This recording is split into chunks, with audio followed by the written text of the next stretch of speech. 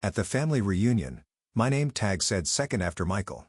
Mom winked at my brother and said, "Only one golden child in this family." She gave my brother a vintage car and handed me a toolbox. "Start fixing your life," she smirked. 2 days later, I was promoted to CEO. She didn't even know I owned half the company. At the family reunion, my name tag said second after Michael. Mom winked at my brother and said, "Only one golden child in this family." She gave my brother a vintage car and handed me a toolbox. "Start fixing your life," she smirked. 2 days later, I was promoted to CEO. She didn't even know I owned half the company. At the family reunion, I was the only one without a chair, literally. They had set the backyard up like it was a wedding: white tables, floral centerpieces, printed name tags. I scanned the table for mine, wondering if maybe someone had moved it. And then I saw it off to the side on the kids' table. A name tag that said, second after Michael. "What is this?" I muttered, holding it up. "Oh, don't be dramatic," Mom said, gliding past me with a tray of cupcakes. She gave Michael a little wink. "We all know there's only one golden child in this family." Michael snorted with laughter. "Come on, it's just a joke." Except it wasn't, because the next moment, Mom walked out of the garage holding a set of car keys attached to a huge red bow.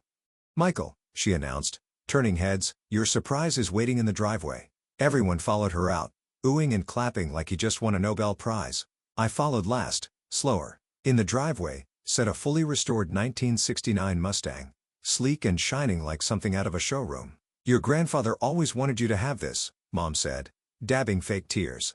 "We saved it all these years. You deserve it, sweetheart." Michael looked like he was about to cry, and then Mom turned back toward me. "Oh, and you didn't think we forgot you, did you?" she said with that same performative smile she always wore when she wanted to humiliate me politely. She bent behind the table and came back up holding a toolbox, not a new one, not even clean. An old junkyard toolbox that looked like it had been pulled out of a junkyard. "Here," she said, pressing it into my hands, "so you can finally start fixing your life." A few snickers rippled through the crowd.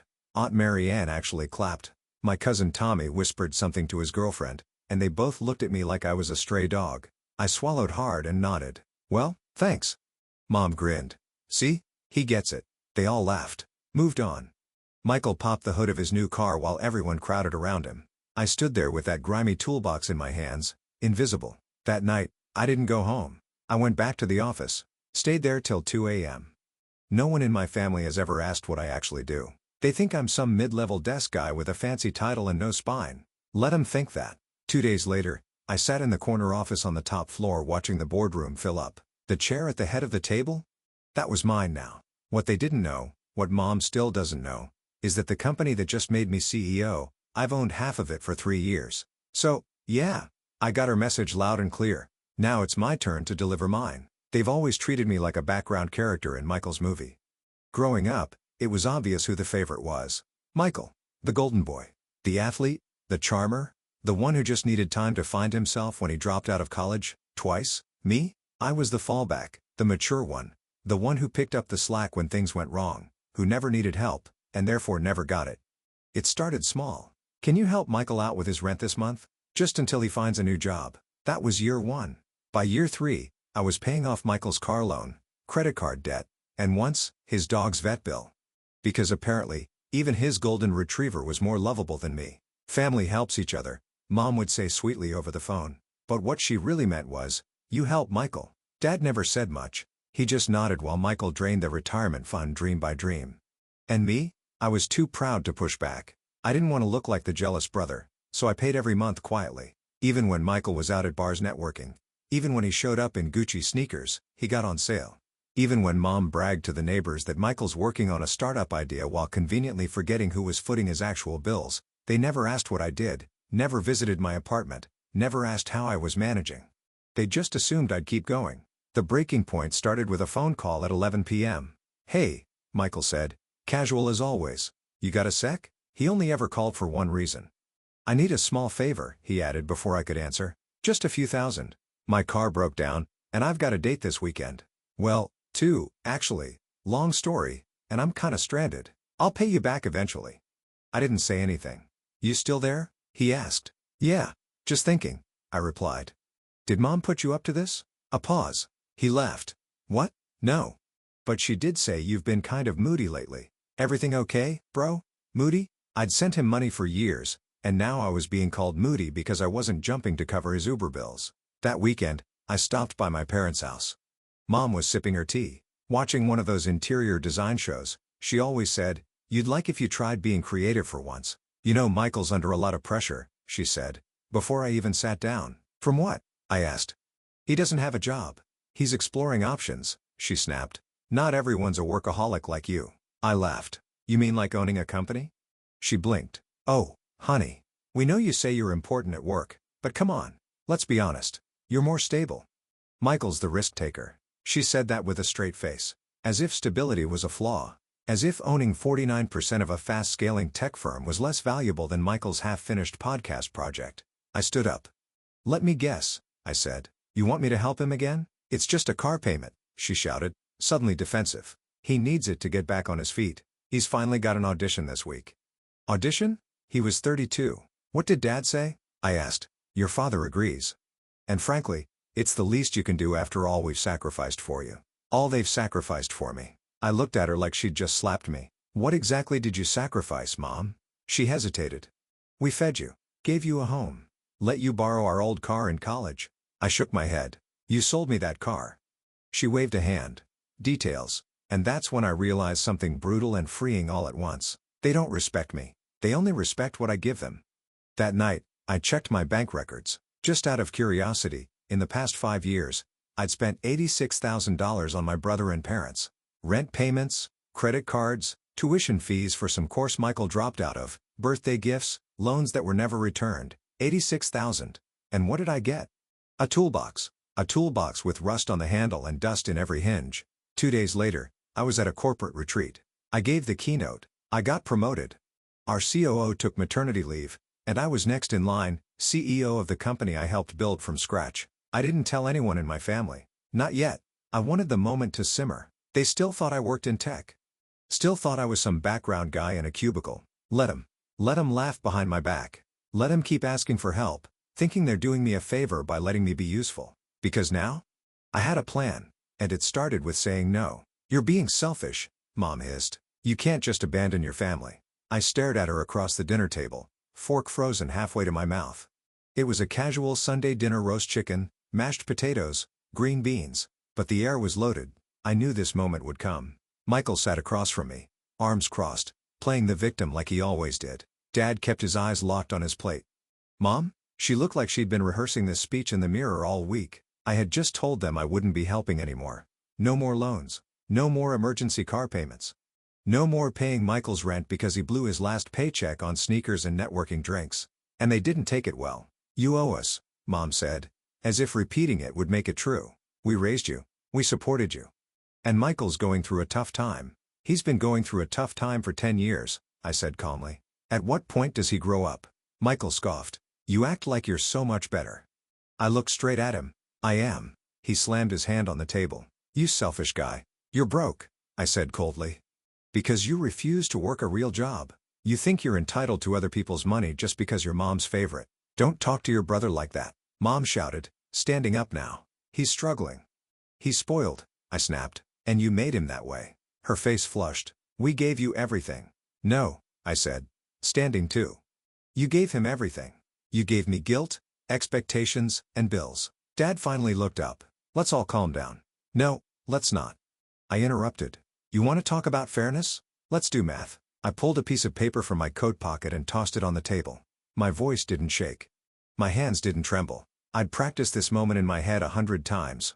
"That's a list of every transfer, payment, and bailout I've made for this family in the last 5 years. The total is just over $86,000. They stared at it like it was written in another language. Rent, groceries, school debt, car repairs, credit cards, Michael's stupid online business courses.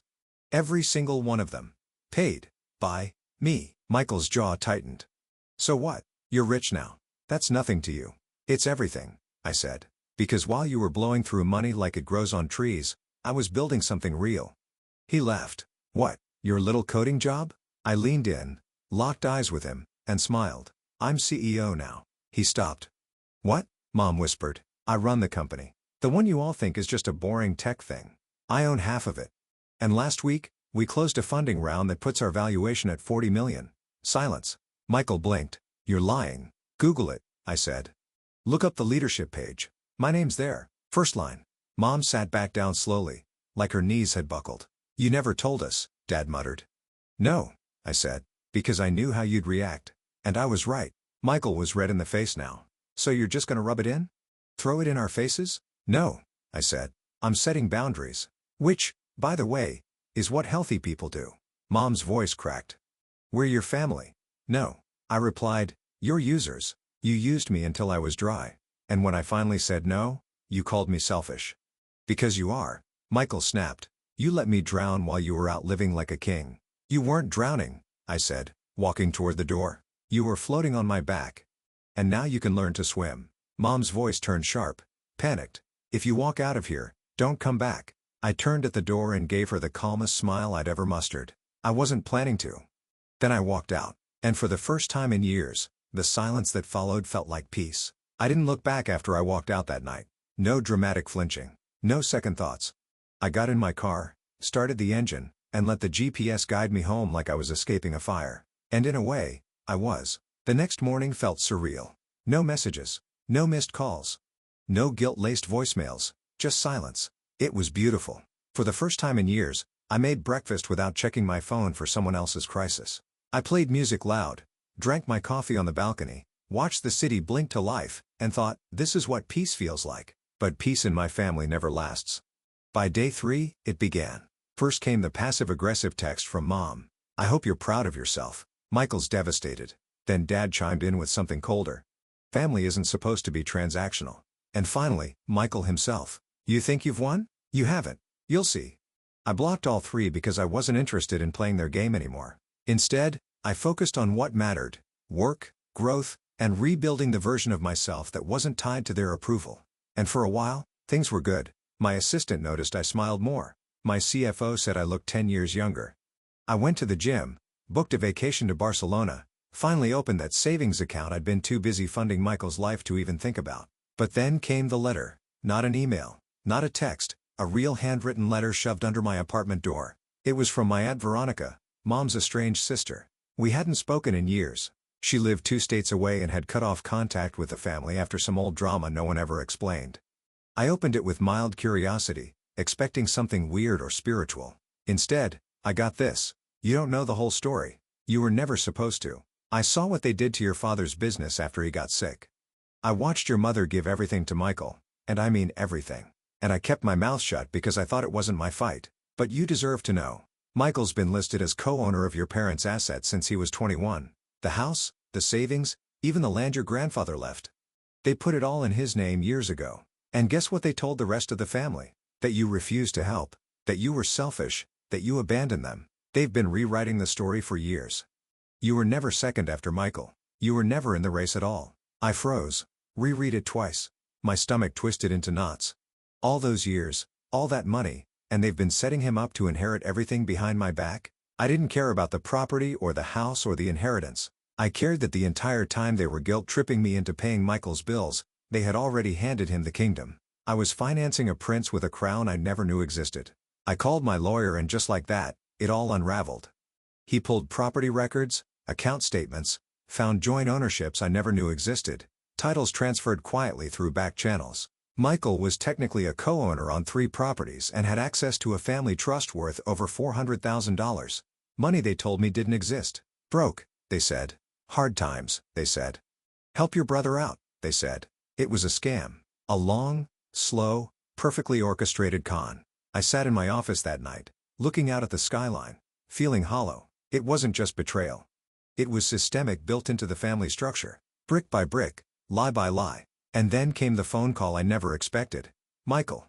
I don't know why I answered. Maybe because I wanted to hear him squirm. Hey, he said. His voice was flat. No arrogance. No swagger. I didn't speak. I know about the letter, he finally said. Aunt Veronica showed her true colors. I know about the trust, I replied. The properties. The fake broke act. All of it. He sighed.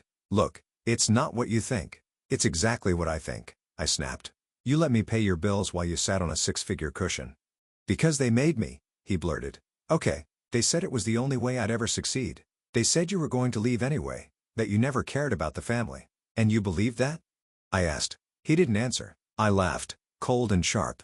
You know what's funny? I kept giving. Even when I knew you were lying. Because I didn't want to believe my own family would sell me out. He tried again. What do you want me to say? I don't want an apology, I said. I want you to remember this moment. He was silent. Because one day, I said, when that trust runs dry and the empire crumbles, I won't be around to pick up the pieces. Then I hung up. But that wasn't the twist. The real shock came 3 days later when I got a call from an unknown number. It was Brian, my childhood best friend.